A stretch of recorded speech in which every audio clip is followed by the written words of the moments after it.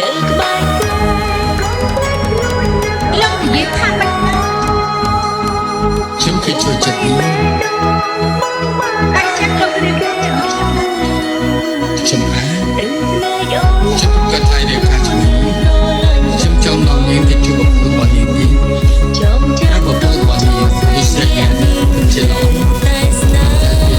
ជាតែខ្ញុំឃើញឈ្មោះគេនឹងឃើញដល់ឈ្មោះអូនខ្លាផង